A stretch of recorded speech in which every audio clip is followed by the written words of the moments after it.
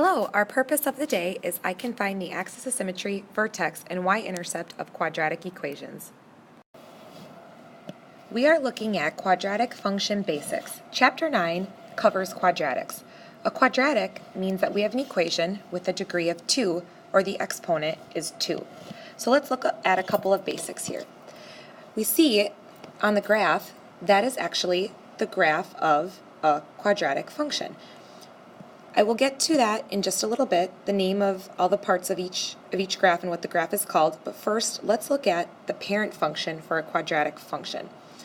The parent function of any quadratic is f of x equals x squared.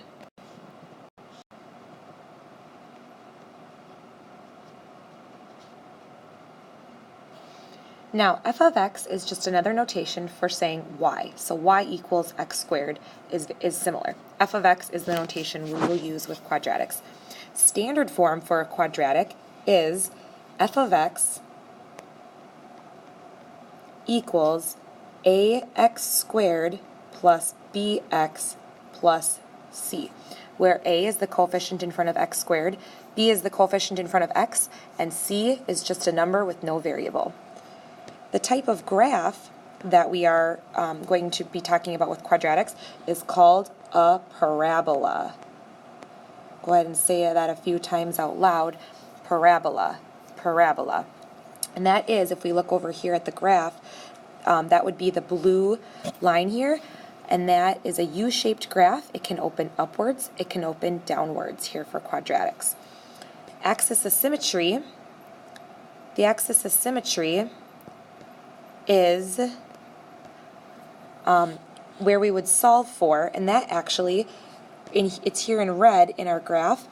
It cuts the parabola straight down the middle, so if you were to lay one side of the graph on the other, it would match up perfectly. So it goes right through the center of the graph and cuts the parabola in half. And how we find the axis of symmetry is it's an equation, because it's a line, it's a straight up and down equation. So it's x equals opposite of b over 2a, or negative b over 2a. Now the vertex is either the highest or lowest point on a parabola, and so here this parabola opens upwards, so the vertex is right there. It's the bottommost point of the parabola.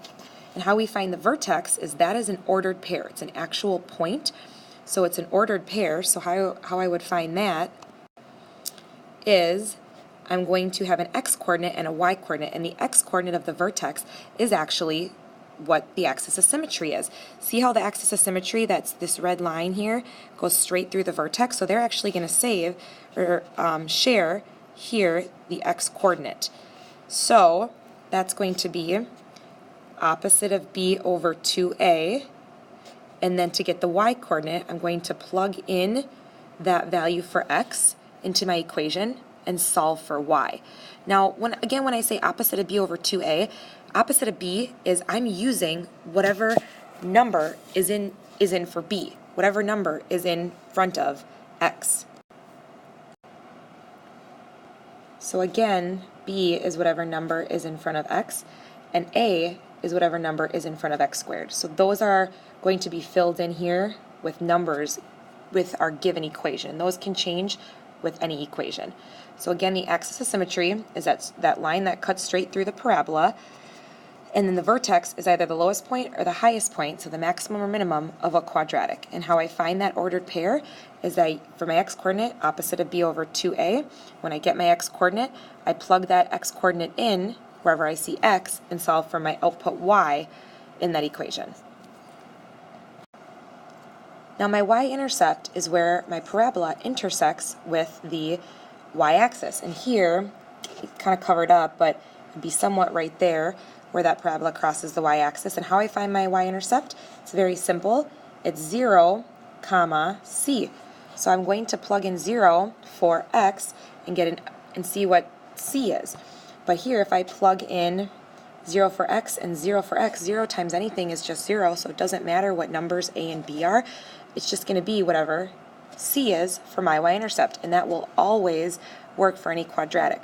So 0, comma, c. And again, c is just the number that we're given from our quadratic equation. A couple other pointers for quadratic function basics. If a is greater than 0, and here a again is the number that's in front of x squared, if a is greater than 0, your parabola opens upward, so it's an open U-shaped graph. So I'll write opens up, and therefore your parabola will have a minimum.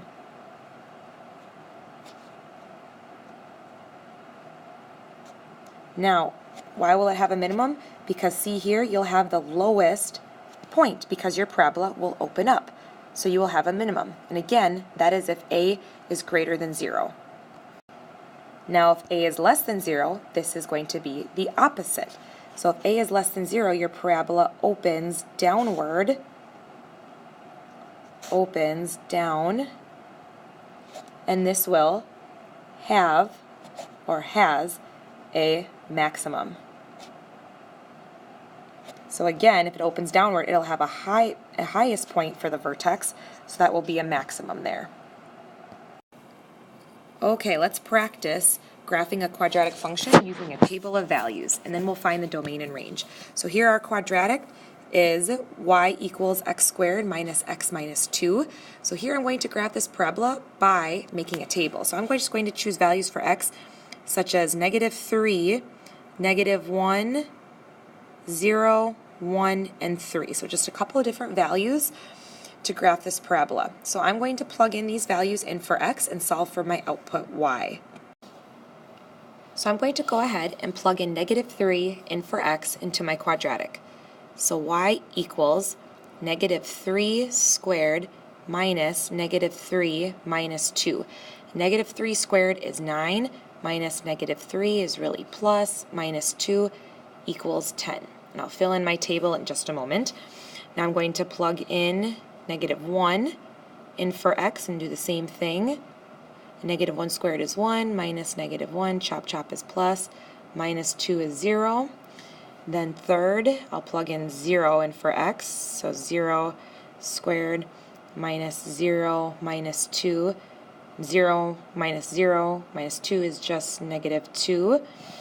Now I'll try 1, plugging in 1, so y equals 1 squared minus 1 minus 2. So 1 minus 1 minus 2 is -2. And last, y equals 3 squared minus 3 minus 2. And that would be 9 minus 3 minus 2, which is 4. And now I'm going to go back and plug these values into my table. Okay, now I've placed those values into my table, and now I'm going to graph those ordered pairs. So -3, 10 would be right there. -1, 0 would be right here. 0, -2 right there. 1, -2 be right there. And then 3, 4 would be right there. Now, if you recall with quadratics, you have a U-shaped graph. It's a parabola. So I'm going to connect these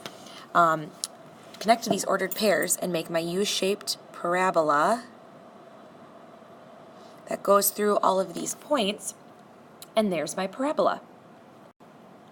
Now, the domain, if you can recall from linear equations, the domain represents all of your x values, or as you look at your graph from left to right, what values could be on your graph. Well, if you look at your parabola has arrows that are going upward. That means your parabola is going to go on forever. And your parabola is going to go up and get wider and wider as you keep including more numbers in this parabola. So your domain is actually, for all the x values you could be, or this graph could be, you could plug in whatever you wanted. And again, your parabola is going to open up and get wider and wider, and it's going to go on forever and ever. So really, it's not going to matter what values there are for x, and there really is no limit. So your domain, again, represents all the x values, is all reals, and a way we can incorporate all reals with a symbol is this all reals sign right there. And again, I could write all reals or that R with 2 lines through. Another way I could write all reals is I could say for every x value, x is less than positive infinity because we don't know what infinity is, and it's got to be greater than negative infinity. So it's strictly bounded between negative infinity and positive infinity. It can't be equal to them because, again, it goes on and on forever. There is no bound to infinity. Now range represents all of the y values, so now we have to look at our graph from top to bottom. We have to figure out what values we can actually hit. So we know our arrows are going upward here on this graph, so we're going to go to infinity. So for all y values, y is strictly has to be less than infinity. But we don't know what infinity is, so we have to strictly be less than it. But we know we're going to have a lowest point on our graph. So I'm going to wait to fill in this half until I figure that out. Our lowest point here is going to be right around here, and that will be part of our vertex. And we don't know quite what our vertex is, so we have to find it.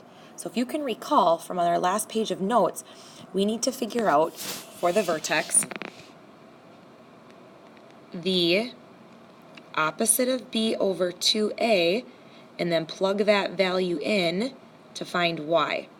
So here what I'm going to do is I'm going to find this vertex. So again, in my equation, y equals x squared minus x minus 2, is I'm going to figure out what the opposite of b over 2a is. So here, x equals opposite of b, and b here is negative 1, so what's the opposite of negative 1? Positive 1 over 2 times a. What's a? Well, a again is in front of x squared, b again was in front of x, and there's a 1 in front of x squared, so 1 over 2 times 1, which equals 1/2. So that's the x-coordinate of my vertex, 1/2, comma, now I have to find the y-coordinate. So to find the y-coordinate, I have to plug in 1/2 in for x and solve for y. So 1/2 squared is 1/4 minus 1/2 minus 2, which is negative 2.25, or, negative 2 1/4. So my vertex is 1/2, negative 2.25. So let's go up to our graph and let's look at this and see if that makes sense. So again, our vertex that we calculated was 1/2, negative 2.25. So let's look. That would be over 1/2 on the x-axis, down negative 2.25. That does look like it is right. So with our vertex, negative 1/2, negative 2.25, this y value here, this negative 2.25, tells us how far down on the y-axis or on the y scale that we are. So that's actually the lowest point of our graph. So with this range, we know our lowest point, again, is our vertex, the y-coordinate of our vertex. So now for our range, we are going to say negative 2.25 is less than or equal to y, which is less than infinity. Because y can be negative 2.25, we saw that with our vertex, but it's strictly got to be less than infinity. And now we have our graph for our quadratic function using a table of values and calculating the domain and the range. We are going to skip example 1b for now and go on to the next example, example 2a. Example 2a says, using the graph, find the vertex equation of the axis of symmetry and the y-intercept. So given the graph here on the left, let's find those missing pieces of information. The axis of symmetry. If you can recall, the axis of symmetry cuts your parabola straight in half, and it goes through the vertex. So here if I draw that in, and I'm going to zoom in here, I drew that axis of symmetry in purple. Now, what is that axis of symmetry? Well, again, it's in the form of a line, so it's x equals, and what does that value look like? Well, if we count on the y-axis, it's over 1, 2. It's over 2 units, so the axis of symmetry is x equals 2. The vertex is either the lowest or highest point, and since this parabola opens up, our lowest point is going to be actually a minimum. So let's look at that red point there, and let's calculate what that is. It's over 2 units, down 2 units, so our vertex is 2, negative 2. Again, it's an ordered pair.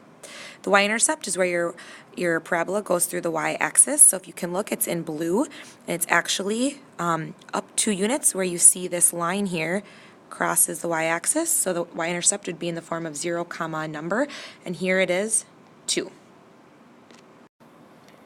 2b is very similar to 2a, and we just need to figure out the missing pieces of a graph here of a parabola. So the axis of symmetry is already drawn in for us right now, and that's that dashed line that goes through the vertex that cuts the parabola in half, and that here is over 2 units.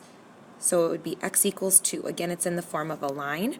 The vertex here would be our highest point because the parabola opens downward. So if I figure out where that ordered pair is, it's over 1, 2, up 1, 2, 3, 4, 5. So 2, 5. And then our y-intercept is where our parabola crosses the y-axis. Here it would be down 4 units. It's in blue. So 0, 4. All right, last example, example 3. Find the vertex equation of the axis of symmetry and the y-intercept of the quadratic function. Now, we have to find these pieces of information mathematically because we're not given a graph. So right now, let's locate what is a, b, and c. A is -2, b is -8, and c is -2. So the axis of symmetry is x equals opposite of b over 2a. So here for our example, we would have x equals opposite of b, which would be opposite of -8, which is positive 8 over 2 times a, and a is -2. So we have 8 over -4, which means x is -2. So that's the axis of symmetry. Now to find the vertex, we are going to use part of the axis of symmetry because if you can recall, the x-coordinate for the vertex is opposite of b over 2a, and then you plug in what you have for x into your quadratic equation to solve for y. So we actually have half of our vertex figured out if we already have the axis of symmetry found. So let's plug that, or let's plug in our x-coordinate, which we know is -2 from, again, up here with the axis of symmetry. So I'm going to say y equals -2, and now here's where I'm plugging in my x-coordinate, -2 squared minus 8 times -2 minus 2. So y equals -2 squared is 4. 4 times -2 is -8. Minus 8 times -2 is 16. -16, so if I minus a negative, that's really plus 16, and then minus 2. So do those calculations, and you get y equals 6. So your vertex is -2, 6. Last but not least, the y-intercept. If you recall from our notes, this is whatever c is in the form of 0, c, because if we were to plug in 0 for x up here, right here, and here, 0 times anything is 0, minus 0 times anything is 0, minus 2 would be -2 for our y-intercept. So here our y-intercept is 0, -2. Thanks for listening. Have a great day. Bye-bye.